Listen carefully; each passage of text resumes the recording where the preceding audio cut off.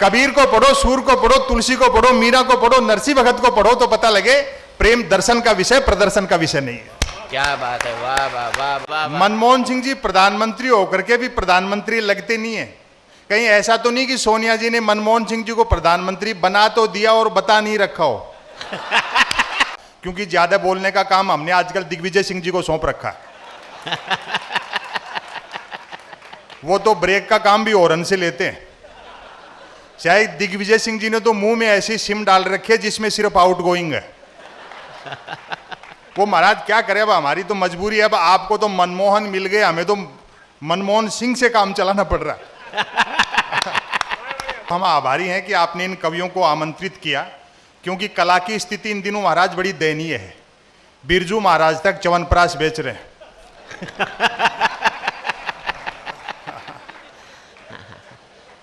वैसे भी मुझे रमेश भाई ओझा जी की एक बात याद है। गुजरात अहमदाबाद के पटेल स्टेडियम में कवि सम्मेलन था। इन्होंने अपने उद्बोधन में कहा था कि मनोरंजन जो है वो विवेकपूर्ण होना चाहिए। 7-8 साल पुरानी बात है, तो कोशिश करेंगे ऐसे। बहुत थोड़ा समय आप लोगों का लूंगा, क्योंकि ज्यादा बोलने का काम हमने आजकल दिग्विजय सिंह जी को सौंप रखा है। वो तो ब्रेक का काम भी हॉर्न से लेते हैं। शायद दिग्विजय सिंह जी ने तो मुंह में ऐसी सिम डाल रखी है जिसमें सिर्फ आउट गोइंग है। वो महाराज क्या करे, अब हमारी तो मजबूरी है। अब आपको तो मनमोहन मिल गए, हमें तो मनमोहन सिंह से काम चलाना पड़ रहा है। आप तो गंगा के तट पर बैठ करके मनमोहन की आरती कर लेते हो, हमें तो मनमोहन सिंह की रोज करनी पड़ती है। और उस आदमी की करनी पड़ रही है जो एक शब्द नहीं बोलता। मनमोहन सिंह जी के प्रधानमंत्री बनने से पहले महाराज मैं भाग्य को नहीं मानता था।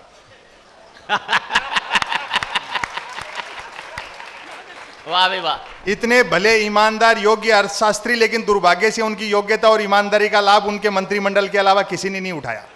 क्या बात है, वाह वाह वाह वाह वाह। मनमोहन सिंह जी प्रधानमंत्री होकर के भी प्रधानमंत्री लगते नहीं है। कहीं ऐसा तो नहीं कि सोनिया जी ने मनमोहन सिंह जी को प्रधानमंत्री बना तो दिया और बता नहीं रखा हो।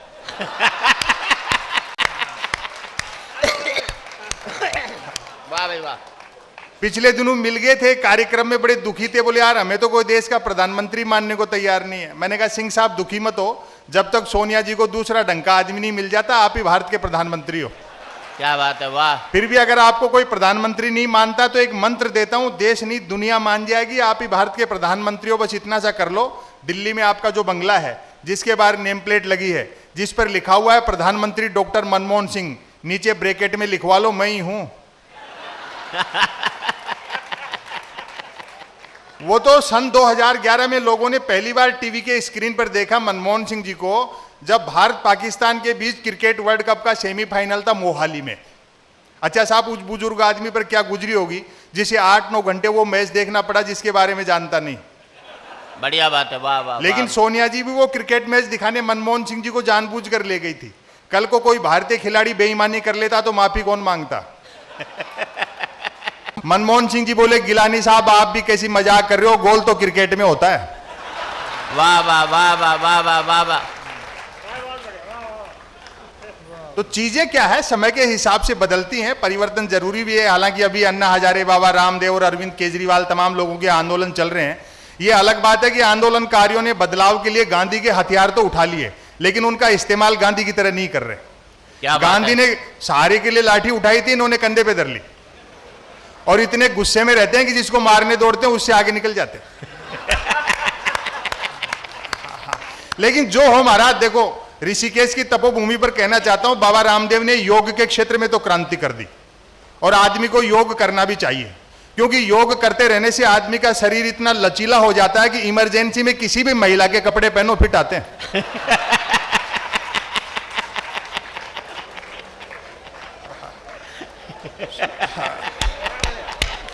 वाह वाह वाह वाह वाह वाह। सुखी रहने का सबसे बेहतरीन आसन है यू टर्न आसन, जो बाबा ने सिखाया। वो स्वस्थ और सुखी रखता है यू टर्न आसन। जब तक सामने वाला डर रहा है तलवार से काम लो, जैसे खुद पे आ गई सलवार से काम लो। और सरकार तो सरकार, विपक्ष भी कितना गंभीर है देखो आप। बाबा पर लाठीचार्ज हुआ तो भाजपा ने राजघाट पर धरना प्रदर्शन किया विरोध में, तो प्रतिपक्ष की नेता सुषमा स्वराज ने उसमें डांस किया। वो टीवी के माध्यम से डांस आपने भी देखा होगा, व्यंग अच्छा लगे तो समर्थन करना। राजघाट पर सुषमा स्वराज का डांस देखकर मेरे ख्याल गांधी जी ने भी सिर पीट लिया होगा कि यार मैंने अंग्रेजों से लड़ाई स्वराज के लिए लड़ी थी या सुषमा स्वराज के लिए लड़ी थी।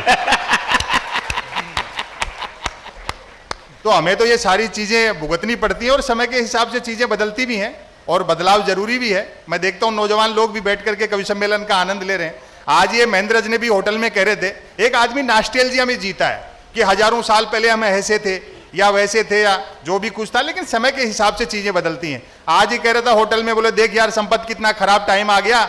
एक जमाना ऐसा था जब मैं दिल्ली में 5 रुपए लेके बाजार में निकलता था और घंटे भर में बोरा भर के सामान ले आता था। मैंने कहा महेंद्र अजनबी, अब ये संभव नहीं है क्योंकि हर दुकान में सीसीटीवी कैमरे लग गए।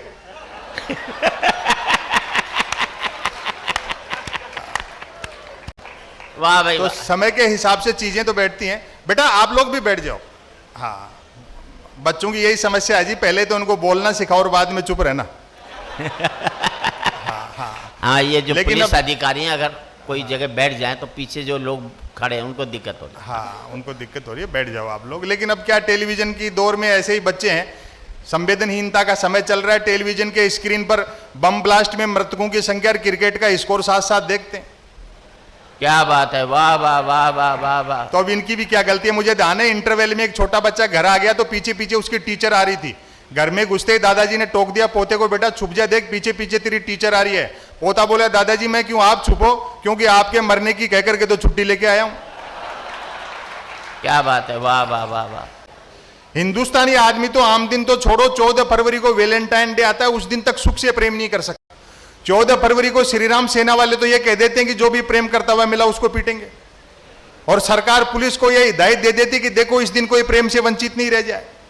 जो प्रेम करते हुए मिलते हैं उनको तो श्रीराम सेना वाले पीटते हैं, जो नहीं करते उनको पुलिस वाले पीटते हैं। ये वैलेंटाइन डे वगैरह है क्या? मेरे ख्याल से वैलेंटाइन डे एक सोने का हिरण है जिसे बाजार के जंगल में उन कंपनियों ने छोड़ रखा है जो धनुष बाण का बिजनेस करती है। वाह वाह वाह वाह वाह वाह वाह वाह वाह वाह वाह वाह। कबीर को पढ़ो, सूर को पढ़ो, तुलसी को पढ़ो, मीरा को पढ़ो, नरसिंह भगत को पढ़ो तो पता लगे प्रेम दर्शन का विषय, प्रदर्शन का विषय नहीं है। क्या बात है, वाह वाह वाह वाह वाह वाह। जितने नौजवान बैठे हैं, बड़ी चुनौतियां हैं इनके सामने, परिवार की, समाज की, कैरियर की, देश दुनिया की। एक निवेदन कर दूं दोस्तों, ये सब टेलीविजन का फैलाया भ्रमजाल है। प्यार मोहब्बत जैसी कोई बात नहीं, पर समय बदल गया। समा का स्थान ट्यूबलाइट ने ले लिया। परवाना जलने की गरज से जाता है तो छिपकली खा जाती है। और हम बच्चों से यही कोशिश करते हैं हमारे पुरानी संस्कृति की तरफ लौटें, शब्दों से मोहब्बत करें, किताबों की तरफ, ग्रंथों की तरफ लौटें, बुजुर्गों का सानिध्य हासिल करें। एक निवेदन कर दूं, इन मोबाइल में और इंटरनेट में उलझे हुए बच्चों से दुनिया की कितनी एडवांस टेक्नोलॉजी हो, उजाला बनाया जा सकता है, धूप नहीं बनाई जा सकती। क्या बात है, वाह वाह वाह वाह वाह वाह वाह वाह वाह वाह। कथा भागवत के कार्यक्रम में हर शाम आप जिन कलाकारों को आमंत्रित करेंगे और कर चुके हैं, वो सारे धूप बनाने वाले लोग हैं, इनका सानिध्य हासिल कीजिए। हालांकि बुजुर्ग कोई आउटडेटेड नहीं है, अपडेट है, सब समझते हैं, बोलते नहीं है। मैं गद्य पढ़ता हूं और एक खास बात है कि मैं अपना ही लिखा हुआ पढ़ता हूं। क्योंकि मैं कोई भारत का पुराना विदेश मंत्री एस.एम. कृष्णा तो हूं नहीं। वो गया था एस.एम. कृष्णा भाई ने 3 मिनट तक यूएनओ में पुर्तगाल के विदेश मंत्री का भाषण ही पढ़ दिया। ऐसे ऐसे तो नेता झेलने पड़ रहे हैं।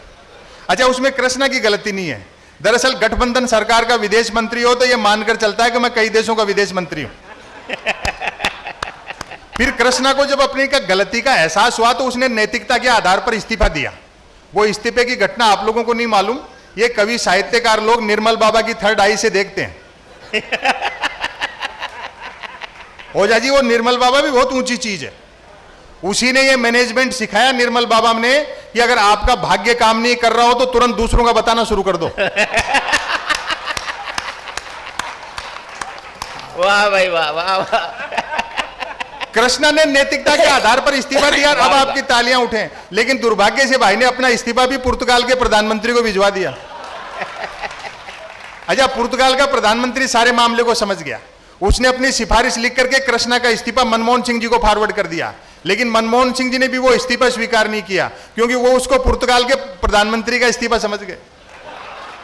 और अगली पंक्ति पर जहां मैंने राजनीति पर सवाल खड़ा किया है, अच्छा लगे तो समर्थन करना। जब मनमोहन सिंह जी को सारी बात समझ में आई, उसके बावजूद उन्होंने कृष्णा का इस्तीफा सोनिया जी को नहीं भिजवाया, इस डर से कि यार सोनिया जी इसको मेरा इस्तीफा नहीं समझ ले।